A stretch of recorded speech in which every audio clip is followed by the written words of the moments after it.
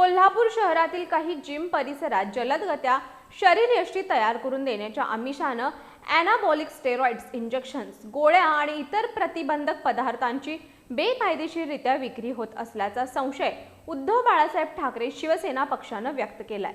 याबाबत त्यांनी आज शहर उपविभागीय पोलीस अधिकारी प्रिया पाटील यांना निवेदन देऊन सखोल चौकशीची मागणी केली आहे। शरीर सौष्ठवाच्या नादात अनेक तरुण आपले आरोग्य धोक्यात घालताना दिसतात। ॲनाबॉलिक स्टेरॉइड्सचा अनियंत्रित वापरामुळे गंभीर दुष्परिणाम होऊ शकतात।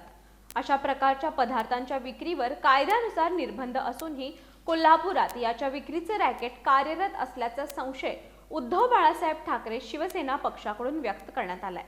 या संदर्भात ठाकरे शिवसेना गटाकडे काही संशयित व्यक्तींचे व्हिडिओ, ऑडिओ क्लिप्स आणि स्क्रीनशॉट प्राप्त झाले असून त्यामध्ये काही जिम ट्रेनर्स जलदगत्या शरीरयष्टी बनवून देण्याचा आमिष दाखवत ॲनाबॉलिक स्टेरॉइड्सची विक्री करत असल्याचं प्राथमिक स्वरूपात दिसून येत असल्याचा दावा करण्यात आलाय।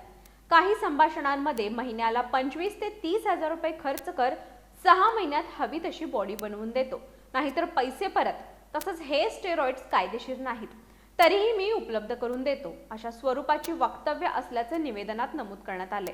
प्राप्त व्हिडिओ, ऑडिओ आणि इतर पुराव्यांची सखोल चौकशी करून संबंधित संपूर्ण रॅकेटचा पर्दाफाश करावा, अशी मागणी ठाकरे शिवसेना पक्षानं पोलीस प्रशासनाकडे केली आहे। दरम्यान DYSP प्रिया पाटील यांनी या प्रकाराची गंभीर दखल घेत प्राप्त माहितीशी चौकशी करून आवश्यक ती कारवाई करण्याचं आश्वासन दिले।